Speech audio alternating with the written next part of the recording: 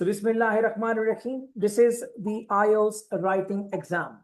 And the IELTS writing exam is an exam of 60 minutes in your exam room. In these 60 minutes, students have to perform two different tasks. Task number 1 is of 20 minutes. And task number 2 is of 40 minutes in total. So हमारा IELTS writing exam 60 minute का एक exam है in 2025 on the software. हमें दो काम करने हैं इस specific exam. Number 1, task number 1, Urdu में कहूंगा काम नंबर 1. टास्क नंबर 1 20 मिनट्स का है, जबकि टास्क नंबर 2 40 मिनट्स का होगा जो हमने परफॉर्म करना है. तो हमने 60 मिनट्स को दो हिस्सों में तकसीम कर दिया, 20 minutes and the 40 minutes. Number 1. Number 2, हमारा जो टास्क नंबर 1 है, this task number 1 is known as summary writing. It is known as summary writing for academic students. Summary writing for academic students. And task number 2 is known as essay writing for all students. Essay writing for all students. अब फिर वापस जाते. IELTS writing exam in 2025 is an exam of 60 minutes, and in 60 minutes में हमारे students ने दो काम करने होते हैं. एक कहलाता है समरी राइटिंग जो 20 मिनट का होगा, और दूसरा कहलाता है एसे राइटिंग जो कि 40 मिनट का होगा. तो मैं एक एक स्टेप में आगे जा रहा हूँ, एंड आई एम ट्राइंग कि मैं एक सीक्वेंस ऑफ स्टेयर्स बनाऊं आपके लिए, ताकि आपको इसको याद रखने में कोई प्रॉब्लम ना हो. इन 60 मिनट्स में जो हम दो टास्क परफॉर्म करते हैं, उसमें पहला टास्क समरी राइटिंग जो 20 मिनट में करना होता है. स्टूडेंट्स को 150 वर्ड्स लिखने हैं मिनिमम. स्टूडेंट्स को 150 वर्ड्स लिखने हैं minimum on a picture. On a picture students को 150 वर्ड्स लिखने हैं on a picture, and this picture can be a picture of a graph. This can be a picture of line chart. This can be picture of a bar chart. This can even be a picture of a table. This can even be a picture of a pie chart. This can even be a picture of a map. This can even be a picture of process diagram. This can even be a picture of a life cycle. Life cycle. वापस चलता हूं. हमारे आइल्स के writing exam 2025 में हमें 60 minute में दो काम करने हैं. पहला काम 20 मिनट्स का होगा, जिसको हम कहते हैं समरी राइटिंग. और समरी राइटिंग में हमें 150 वर्ड्स लिखने हैं. ये 150 वर्ड्स जो हमने लिखने हैं, इन 150 वर्ड्स को जो हम लिखते हैं, ये होते हैं किसी पिक्चर पर, जो हो सकती है ग्राफ की भी, लाइन चार्ट की भी, बार की भी, टेबल की भी, पाई की भी, मैप की भी, प्रोसेस डायग्राम, और इवन एक लाइफ साइकिल डायग्राम भी एग्जाम में हो सकता है. I am not saying all of them, I am saying one out of them will be there in exam that you have to do in 20 minutes. मैं ये नहीं कह रहा सारे होंगे, लेकिन वैसे कोई एक एग्जाम में होगा that what we need to do in the 20 minutes, और हमें 20 मिनट में उसको करना है. हम जिस क्वेश्चन को 20 मिनट में कर रहे हैं, उसको हमने क्या नाम दिया था? Task number 1. It is task number 1, and task number 1 is summary writing. Number 2, the task number 2 that what we need to perform in exam is essay writing in 40 minutes, in which students have to write 250 words. 250 words हमें लिखने हैं on any one of 5 topics which examiner prescribes. Examiner जो हमें 5 topics बताता है, उनमें से कोई एक एग्जाम में होगा जो हमें 40 मिनट में करना है, और इस टॉपिक पर हमें कितने वर्ड्स लिखने हैं? 250। 250 वर्ड्स हमें लिखने हैं किसी एक टॉपिक पर आउट ऑफ दीज 5 जो हमें एग्जामिनर ने प्रिस्क्राइब किए हैं एग्जाम पे। The first topic that can come in exam is known as advantages and disadvantages essay। पहला टॉपिक क्या कहलाता है? Advantages and disadvantages essay। The second topic that can come up in exam can be the problems and solutions essay। The third topic which can come up over there in exam can be opinion essay। The fourth topic of essay that can be in exam is agree or disagree essay। And the fifth and the last topic can be the 2 questions essay। This will be a new name for the majority of the people, 2 questions essay। अब 2 question से क्या मुराद? आजकल बहुत से लोग देहातों से शहरों की तरफ ट्रेवल करते हैं। इस ट्रैवलिंग की क्या रीजन होगी? द फर्स्ट क्वेश्चन, गवर्नमेंट क्या करे देहातों में कि ये ट्रैवलिंग देहातों से शहरों की तरफ रुक जाए? क्वेश्चन नंबर 1 वाज, आजकल बहुत से लोग देहातों से शहरों की तरफ आ रहे हैं, इस माइग्रेशन की रीजन क्या हो सकती है? गवर्नमेंट क्या करे देहातों में कि ये माइग्रेशन रुक जाए? So these are the 2 questions. Green energy, एक तरफ लोग कहते हैं कि ग्रीन एनर्जी बहुत अच्छी है और कास्ट को खासा कम करती है, दूसरी जानिब लोग कहते हैं कि ग्रीन एनर्जी तो एनर्जी सप्लाई को खतरा। सो देयर आर 2 आर्गुमेंट्स, है ना? क्यों कहते हैं लोग ये अच्छी है, क्यों कहते हैं लोग कि ये खतरा? There 2 questions, clear? That what we need to answer. In 5 topics के साथ 2 और एसोसिएटेड टॉपिक्स हैं जो नंबर 6 और नंबर 7 नहीं बनाते, because according to IELTS journal essay writing prescribed by Cambridge University in UK, वो कहता है, जो IELTS का ऑनर है, कैम्ब्रिज यूनिवर्सिटी जो IELTS का ऑनर है, वो कहती है दैट आपके एसे के 5 ही टॉपिक्स हैं। यस, अगर एक एडिशनल टॉपिक इस नेम से आ जाए,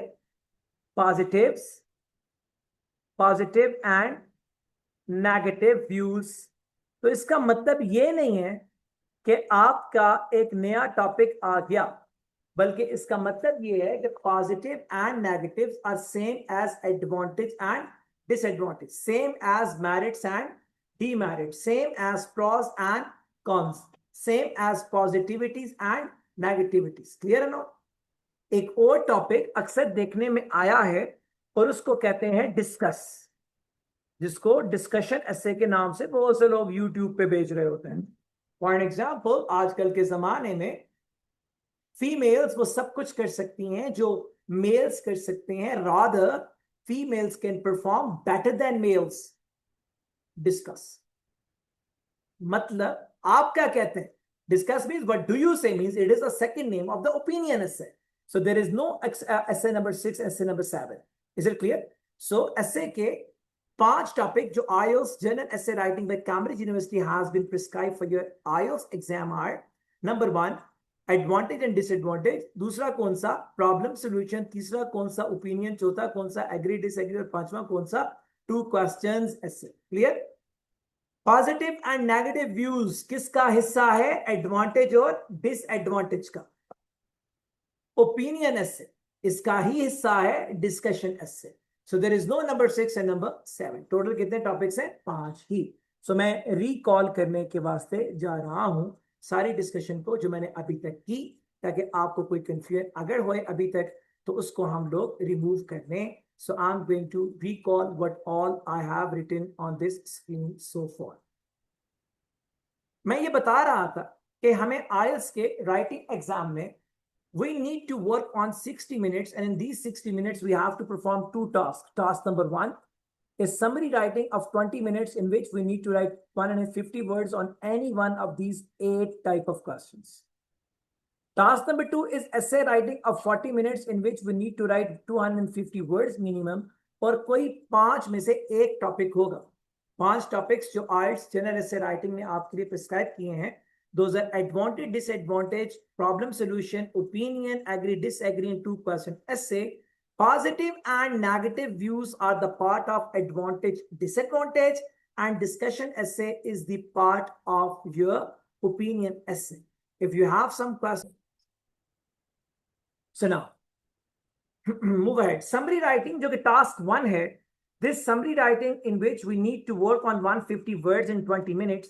Summary writing contribute करती है 33% marks in the total writing band. आपके writing के total 100% numbers में writing task 1 summary writing या academics वालों के अलावा जनरल ट्रेनिंग वालों की लेटर राइटिंग कितना कंट्रीब्यूट करेगी? 33% आउट ऑफ टोटल 100%. क्लियर? जो एसे राइटिंग है this contribute 66% in total 100% marks of the writing exam. इसका मतलब ये नहीं है कि समरी के टोटल जो हमारा आइल्स का राइटिंग एग्जाम का बैंड है इट इज खुदा ना खास्ता minimum 0 and inshallah maximum 9 band. So 0 to 9 it varies. 0 to 9 it varies. 0 से 9 तक वेरी करता है. तो इस 0 से 9 तक वेरी करते हुए बैंड में 3 बैंड इसका होगा, ऐसा नहीं. This summary band will be again from 0 to 9. आपका essay का बैंड भी will be from 0 to 9. तो फिर बैंड कैलकुलेट कैसे होगा? बैंड कैलकुलेट कैसे होएगा? अगर ये इस तरह से बैंड ऐसे कैलकुलेट होगा, बैंड कैलकुलेशन. बैंड आइल्स का स्कोर आता है बैंड के नाम के साथ. The band for the writing exam will be summary band जो आपका 9 में से आया, summary band plus essay band plus essay band divided by whole divided by 3. तो अब क्या हुआ? समरी का बैंड एक बार जमा हुआ, वो भी 9 में से ही होगा. एसे का बैंड भी 9 में से ही होगा, लेकिन समरी का बैंड बजेगा एक बार, एसे का बजेगा 2 बार. So it is a summary band plus essay band divided by 3. For example आपका समरी में बैंड आता है 7, आपका एसे में बैंड आता है 8. तो it will be 8 plus 8 plus 7 and the whole divided by 3. So it will be 23 divided by 3. 8 will be the overall band. Clear? So अगर हम ये कहते हैं कि which is more important, summary or an essay, तो आपको banding बता रही है which is more important. Summary is 50% less important than essay. But I'm not saying ignore the summary. I'm saying you should put the maximum effort, but the effort should justify 20 minutes and effort should justify 40 minutes. इन दोनों के लिए एक ही घंटा होगा. आप अपनी summary को 40 minute में भी खत्म करें तो आपको रोकने वाला कोई नहीं है. You have to learn here in this class कि आपको समरी को किस तरह से 20 मिनट में खत्म करना और आपको कैसे अपने ऐसे को 40 मिनट में खत्म करना. Each and everything I will make you people learn in this class. आपका जो प्रैक्टिस सॉफ्टवेयर है उसको मैंने ऐसे ही डिजाइन किया है कि हर समरी के क्वेश्चन के ऊपर टाइमर 20 मिनट्स का चलता है. मैंने एग्जाम की तरह 1 आवर नहीं रखा, मैंने मॉक 1 घंटे का रखा है, लेकिन आपकी सेल्फ प्रैक्टिस के लिए मैंने सारे समरी के क्वेश्चन सॉफ्टवेयर में 20 मिनट्स पे रखे ताकि आप 20 मिनट्स में अपना एसे कंप्लीट करने की प्रैक्टिस करें. आपका हर एसे मैंने 40 मिनट पे रखा ताकि आप सेल्फ प्रैक्टिस में जो मेरे साथ कर रहे होंगे 40 मिनट में एसे करने के लिए खुद को प्रिपेयर करें ताकि आप एग्जाम रूम में 1 घंटे में दोनों को बड़े एफिशिएंट और इफेक्टिव तरीके से मैनेज कर पाए. Is it clear? आगे चल. Skills required for the writing exam. Skills needed for writing exam. इस टॉपिक को मैं अक्सर ट्रिम करता हूं या टर्न करता हूं. मार्किंग क्राइटेरिया क्या है फॉर राइटिंग एग्जाम? एग्जामिनर किन किन बेसिस पर हमें राइटिंग के एग्जाम में नंबर्स देता है, that is known as the marking criteria for the writing exam. So आपके एग्जामिनर साहब हमें 4 मार्किंग बेसिस पर मार्किंग कर रहे होते हैं. सो दीज 4 मार्किंग बेसिस में पहला marking base is known as, number 1 is known as your grammatic range, grammar, the grammatic range and accuracy. Grammatic range and accuracy. The first marking criteria is grammatic range and accuracy. Number 2, the second marking base is known as lexical resource. अभी सारा कुछ समझ आएगा. Lexical resource. The third marking base is known as conciseness, yeah, it is coherence, अच्छा word होगा, it is coherence and cohesion. अभी सब explain करता हूँ. Coherence and cohesion. And number 4 is the task response. हमारा marking criteria 4 हैं IELTS के writing exam. The first one is the grammatic range and accuracy. इसको हम कहते हैं grammatic range and accuracy. इसको examiner कहता है GR. Grammatic range and accuracy. What examiner looks into the grammatic range? He looks into our tenses ability. वो देखता है हम tenses को लिखने के कितने काबिल. Number 1, tenses में कौन कौन सा tense. He looks into how capable we are in the present tense, how capable we are in writing the past tense, how capable we are in writing the future tense. और फिर इनकी चारों conditions में क्या मतलब, simple में भी, number 2 continuous में भी, नंबर 3 परफेक्ट में भी, और नंबर 4 परफेक्ट कॉन्टिन्यूअस में भी. It looks into our ability from the whole range of 4 different categories: simple, continuous, perfect and perfect continuous in all 3 tenses, present में भी, past में भी और future. The first thing that examiner watches in us.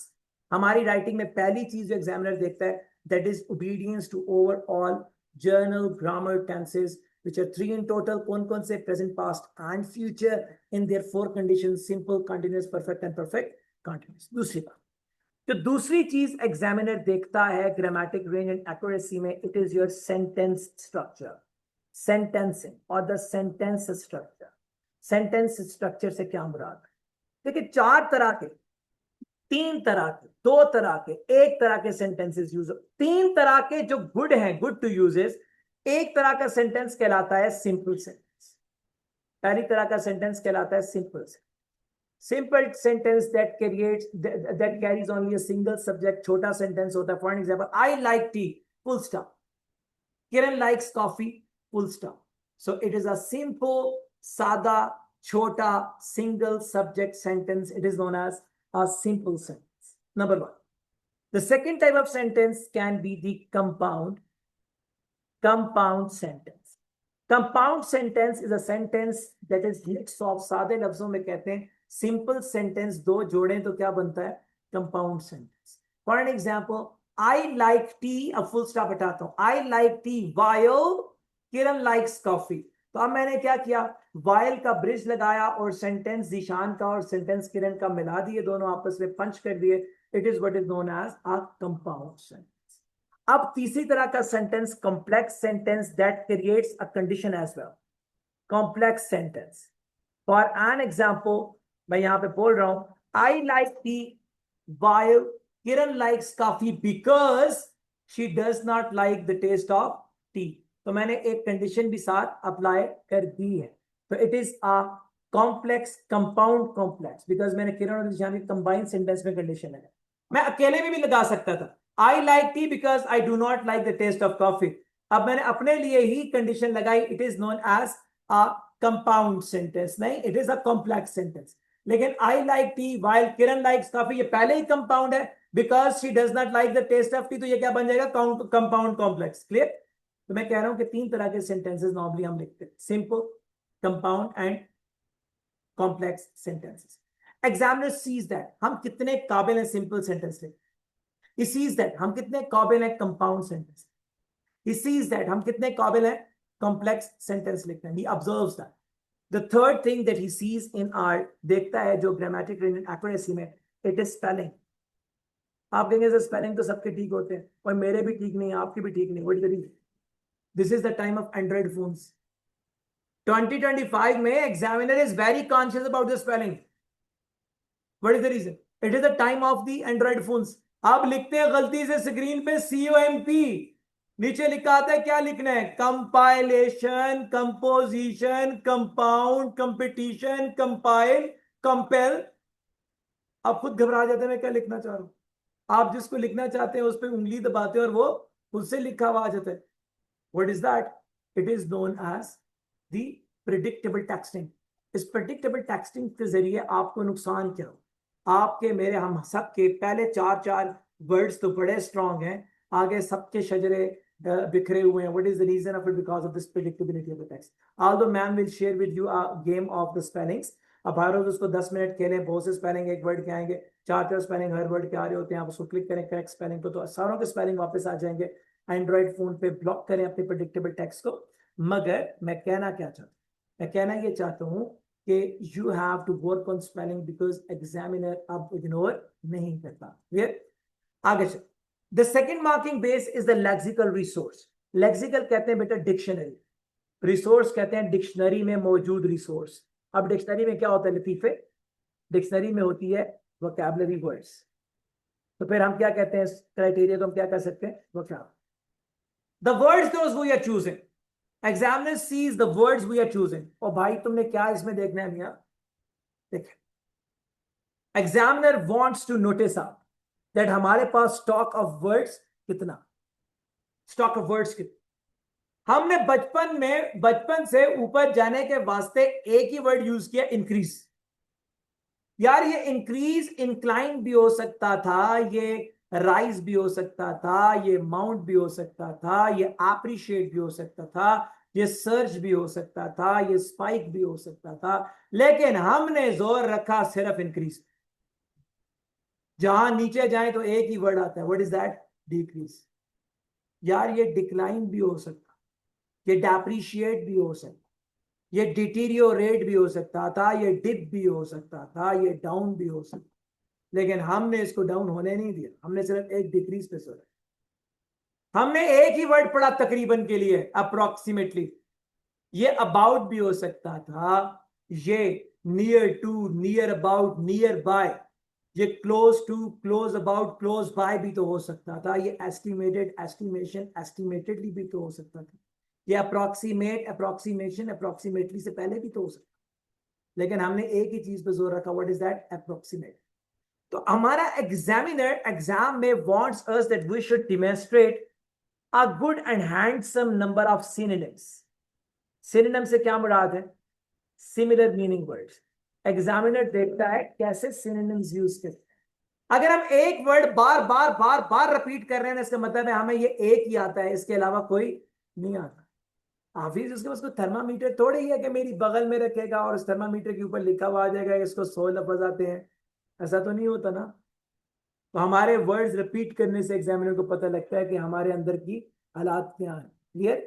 तो मैं ये कहना चाह रहा हूं कि वोकैबुलरी यानी कि लेक्सिकल रिसोर्स में the use of synonyms can be a very good reflection that आपको वोकैबुलरी आती है. Number 2, the use of antonyms. For example advantage, disadvantage, pros, cons, merits, demerits, है ना? मेरी बात समझ में आई? ये सारे एक तरफ एडवांटेज, मेरिट, प्रॉस, ये सारे सिनोनिम्स हैं. एडवांटेज, डिसएडवांटेज, मेरिट, डीमेरिट, ये सारे गुजरे क्या हैं आप? एंटोनिम्स, मुखालिफ मीनिंग वर्ड्स. तो आपका use of similar meaning word synonyms, use of opposite meaning words antonyms, है ना? आगे चलें. Use of condition words. Condition word जो है खास हालात में बोला जाता है. Condition word. ये कमरा कॉलेज में है तो क्या कहलाता है पता है? ये कहलाता है क्लासरूम. ये कमरा उठा के घर ले जाएं तो ये कहलाता है बेडरूम. ये कमरा उठा के अस्पताल ले जाएं खुदा ना खास्ता, ये क्या कहलाता है? वार्ड. जहां जहां कमरा जा रहा है हालात के मुताबिक नाम बदलाता जा रहा है. What is that? This is conditionality. Clear? तो कुछ वर्ड एक खास हालात में बोले गए। आपने कभी भी किसी सेहतमंद बंदे को नहीं कहा आओ ए दोस्ता पेशेंट, आप दोस्त से बात है ना बंदा, आप कहते आओ ए दोस्त क्या हाल है, कभी भी ये नहीं कहा आओ पेशेंट क्या हाल है। What is the reason? क्यों नहीं कहते? पेशेंट भी तो बंदा ही होता ना। लेकिन patient is a word that is used only for that person who is sick, है ना? आप गली में जाते हैं बाबा जी को तो नहीं कहते दोस्ता किधर जा रहे हो। What is the reason? Because दोस्ता means friend is a word that is used only for a buddy. Clear or not? It is not for everybody. गलत जगह पे इस्तेमाल हो जाए जूते ही बहुत पड़ते हैं। कहने से मुराद ये है जब आप बोलते हैं तो नॉइज होता है, जब परिंदा बोलता है तो चिरपिंग होती है, जब बादल बोलता है तो रोरिंग होती है। मेरी बात में आ रही? जब तेज बारिश होती है तो कैट्स एंड डॉग्स होती है, जब हल्की बारिश होती है तो ड्रिजलिंग होती है। So these all words are condition words जो एक स्पेसिफिक हालत है, हालात में बोले जाते हैं। मेरी बात समझ में आती? क्लियर? तो एग्जामिनर आपके राइटअप में देखता है कि कितने condition words, how much condition words you have used. Paper काटते हो तो कट करते हो, दरख्त काटते हो तो चॉप करते हो, दोनों कट रहे होते हैं, है ना? हाथ होता है तो बिक होता है, मट्टी का तोता होता है तो चंक कहलाता है, बड़ा होता है। मेरी बात समझ में आ रही? So these all are the conditionalities in which some word is used. तो एग्जामिनर देखते हैं कि आपके कंडीशन वर्ड्स कैसे, how you use them in your exam. Is it clear? आगे चलिए। Number 3 is the coherence and coherence. So now the third marking base is coherence and the coherence. अब ये दो अलग अलग चीज है, इसको अंडरस्टैंड करें। पहले coherence को understand. Coherence refers to the logical sequence of answer. Logical sequence of answer से क्या मतलब? जब भी हमने राइटअप करना, if you go back to your past, बचपन की तरफ जरा चले जाओ। हमने बचपन में कहानी पढ़ी थी जिसमें अब एक कछुआ और एक खरगोश था, एंड देन वो एक रेस हुई, उसमें कछुआ जीत गया और खरगोश जीत गया। अब खाए आपने जो भी सलूक किया उसमें, एक तो वेरिएबल्स ठीक नहीं थे, एक तो पहाड़ इतना मोटा और एक बिल्कुल बारीक सा, फिर आपने बारीक और तेज को सुला दिया और दूसरे को जितवा भी दिया। है बड़ी शदीद ज्यादती हुई थी, लेकिन बहरहाल अगर आपको याद पड़ती है वो कहानी शुरू कहाँ से हुई थी? Once upon a time. और आखिर में बॉटम में क्या लिखा हुआ था? Slow and steady wins. अगर आपको याद पड़ता हो वो एक डॉग जिसको आपने भगाया कसाई की दुकान पे, गलियों में, फिर पानी पे लाया, अपना साया दिखाया, बेचारे को भगवाया, हड्डी भी चली। आखिर पे क्या लिखा था आपने? ग्रीड इज, शुरू कहां से किया था? वंस अपॉन अ, वो कौवे वाली कहानी थी जिसमें वो अब कौवा जाता है, पानी की प्यास में होता है, कंकड़ डालता डालता डालता, once upon a time there was a thirsty crowd. और आखिर में क्या लिखा था आपने? Necessity is the mother of invention. इन सारे राइटअप्स को देखिए, सबसे पहले आपने इंट्रोड्यूस कराया था एक कौवा, है ना? आप ये भी तो कर सकते थे, कौवा दाएं बाएं घूमा, पिक्चर में कंकड़ डालता रहा, पानी पिया, और उसके बाद लिख सकते थे once upon a time there was a crowd. आप बाद में भी तो लिख सकते थे, but you did not do it. Why so? Because आप पहले मुतारफ कराते हैं, मुतारफ करा के फिर बात समझाते हैं, बात समझाने के बाद उस बात का इख्तिताम खुलासा बनाते हैं। अंग्रेजी में आप पहले मुतारफ कराते हैं, you make an introduction first, then you go for explanation, and then you conclude the whole thing into a crux, and that is known as conclusion, a quick refresher end पे जाके आप देते हैं। It is what known as logical sequence of the answer. Examiner देखता है कितना अच्छा आपने इंट्रोड्यूस कराया, कितना लॉजिकली आपने उसको एक्सप्लेन किया, और फिर कितना अच्छा उसका रिफ्रेशर बनाया आखिर में जाके। It is known as your coherence ability. Move ahead to the next one, coherence. Coherence का मतलब होता है attachment of the facts and figures, attachment of the fact and figures with your ideas. अगर मैं आपको कहता हूं नेक्स्ट टाइम जब भी आप लोग सऊदीया जाना, एमिरेट्स पे जाना, व्हाट यू विल से ना? आप लोग कहेंगे क्यों, खैरियत है? इसका मतलब है मैंने बात पूरी नहीं की, तो फिर क्यों बचा हुआ था बीच में? अगर मैं ये बात ऐसे करता, नेक्स्ट टाइम जब भी सऊदीया जाए, move by Emirates because Emirates give you a stay of 2 days in Dubai, and then it offers you 25% discount on the travel as well, आप 2 मुल्क देख सकते हैं 25% डिस्काउंट के साथ, एक दुबई एक सऊदीया। No you will not ask me क्यों, because the thing is very clear, मैंने कोई चीज इनकम्प्लीट रखी ही। It is known as attaching fact and figures. If I ask you, I will tell you every third Pakistani, हर एक तीसरा पाकिस्तानी एक मील लेता है 3 दिन में। हर तीसरा पाकिस्तानी 3 दिन में एक खाना खाता है। तो आप कहेंगे सर लगता है आपकी होश ठीक नहीं है ना, sir you are not in senses, हमने तो कभी किसी को नहीं देखा। सो मतलब बात मैंने कंप्लीट नहीं की। If I would have said this thing in this way, that according to the Federal Bureau of Statistics and Economic Survey of Pakistan, 36.9% people take only a single meal every third day, and majority of these people are living in the remote areas of Pakistan deserts. तो आप शायद आप मुझसे क्यों नहीं पूछेंगे, because मैंने अपनी बात को एग्जाम्पल्स और फैक्ट के साथ कंक्लूड कर। मैं कहता हूं I belong to consolidated chemical laboratory, I am working in the Getz firm. The Getz firm is the peak seller of medicine in Pakistan. तो हमें कैसे भाई, लेकिन अगर वो ये कहेंगे the Getz firm is generating $9 billion revenue annually, and it is the second highest revenue after XYZ in Pakistan, which is carrying 11 billion. अब मैं क्यों नहीं पूछूंगा, बिकॉज आपने बड़ा लॉजिकल तरीके से उसको फैक्ट एंड फिगर के साथ, न्यूमेरिक्स के साथ, एग्जांपल्स के साथ अटैच करके प्रेजेंट किया। It is what known as bullion. तो एग्जामिनर चाहता है आपसे, you must have a skill of making things cohesive, making things compound, making things united, making things concrete, ताकि लॉजिकली समझ में आए कि आपने कहने की कोशिश क्या की है। Clear? Number 4 is the task response. Task response, do या did you do as directed? क्या आपने वैसा किया जैसा करने को कहा गया था?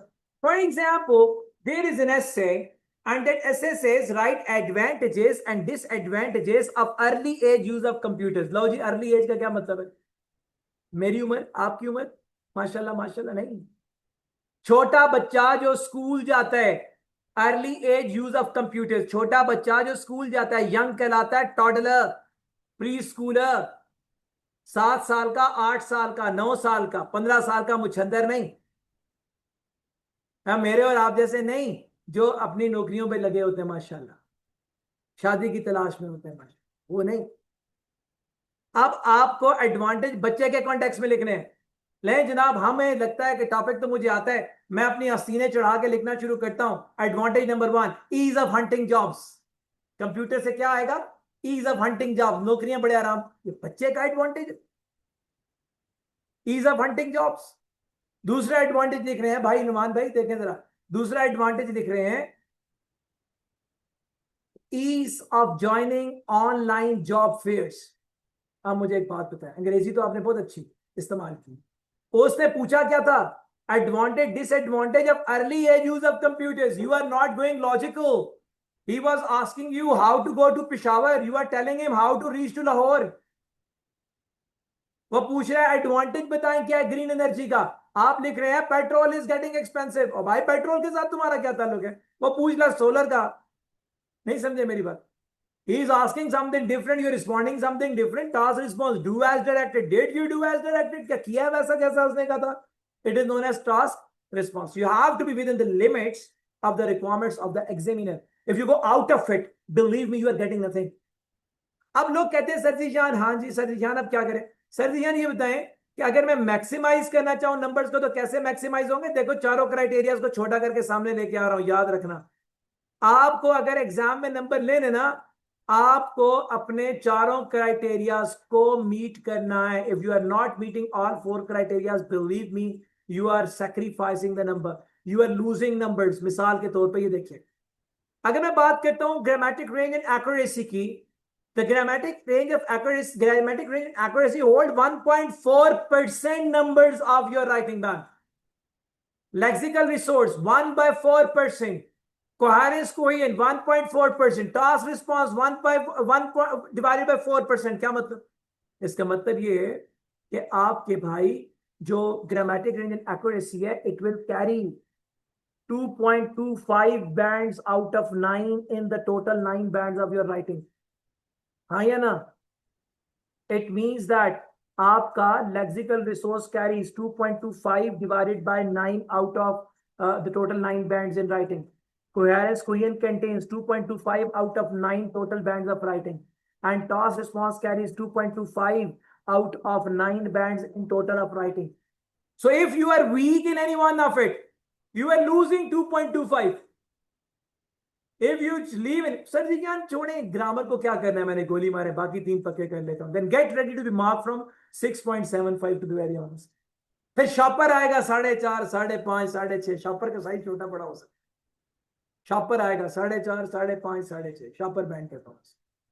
So you need to build up what? Your skill in all 4 of them. मुझे एक साहब कहते हैं, sir, what skills we need to uplift our writing band? First skill is grammatic range and accuracy. It is skill number 1. It is skill number 10 says skill number 2. It is sentencing skill 3, spelling skill 4. Anything that can boost your numbers, that is the skill you require. आपको तेज बोलने से writing में क्या फायदा होगा? एक question है ना, सर जी क्या राइटिंग बैंड इंक्रीज करें, स्किल्स रिक्वायर्ड. यार बोलने में बड़े अच्छे होने चाहिए. लाहौर लेवल आपकी बात है, बोलने का क्या ताल्लुक है राइटिंग के साथ? यार anything that can make you good descriptor, that is what known as the writing skill. आगे चलें. Lexical resource, skill number 5, synonyms. Skill 6, antonyms. Skill 7, conditionality, conditioned words. Skill 7, it is coherence. Skill 8, it is cohesion. And skill 9, it is the task response. These are the 9 skills that you need. If you want that any 10th skill should be there, it should be the typing skill now, because you are working on the computer.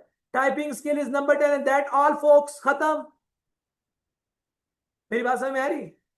So what all you need is that you have to build these 10 skills if you want to take good numbers. अब मुझे एक साहब कहते हैं, sir जी क्या, हाँ तुम्हें क्या हुआ?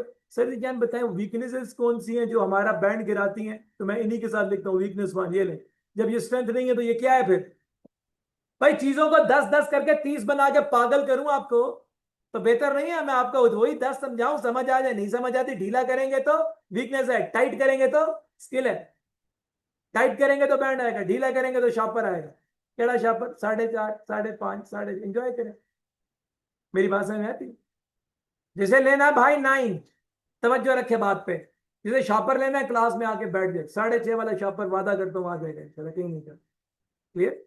So it is weakness 1, it is weakness 2, it is weakness number 3, it is weakness number 4, it is weakness number 5, it is weakness number 6, it is weakness number 7, it is weakness number 8, it is weakness number 9, it is weakness number 10. अगर आपकी typing skill नहीं है, what will happen then? You would not be able to manage the summary answer or letter answer in 20 minutes. Being known to everything, being having a lot of vocabulary and knowledge, you would not be able to khuda na khasa take good score, because you will not be able to complete your answer in 20 minutes. Pura denge nahi to lenge the. Go for the essay writing. If you go for that, if you go for the essay writing, you have to complete your essay in 40 minutes. खाए सब कुछ आता हो, बादशाह वक्त बन जाए, पूरा नहीं किया तो क्या हुआ?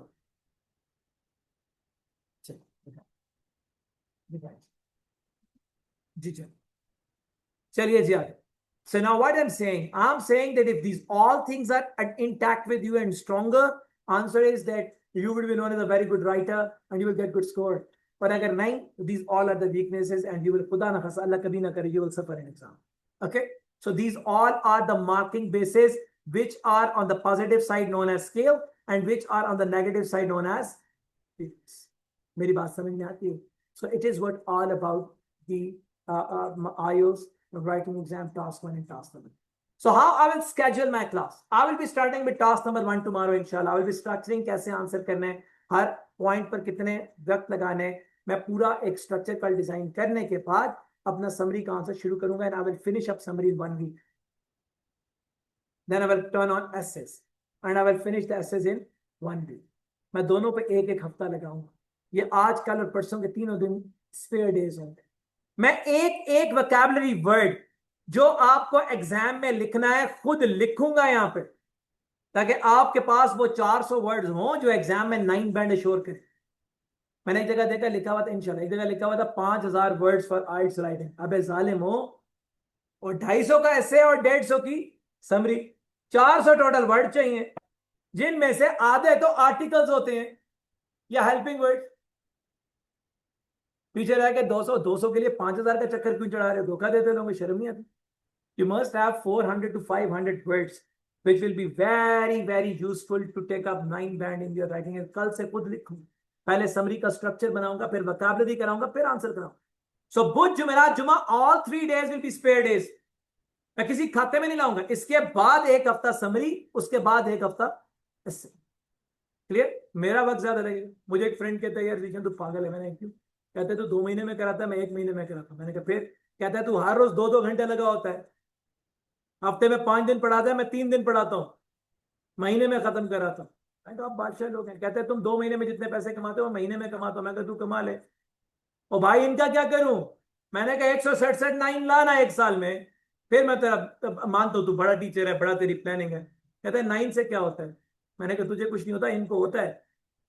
9 हो तो वीजा लगता है। मेरी बात समझ में आ रही? सो इस सारी एफर्ट का फायदा आपको होगा। सो दीज 3 days, आज कल और परसों, all 3 are the spare days. मैंने वो किसी खाते में नहीं डाल रहा। मैं कल समरी का स्ट्रक्चर बनाऊंगा इंशाल्लाह। मैं परसों खुद वोकैबुलरी कराऊंगा, मगर नेक्स्ट वीक पूरा समरी, उससे अगला वीक पूरा एसएस पे गुजरेगा। And I will spend 2 weeks 3 days on this specific writing exam इंशाल्लाह। यहाँ पे कोई सवाल है किसी का तो मुझसे पूछिए, मैं 10 बार आंसर करूंगा इंशाल्लाह।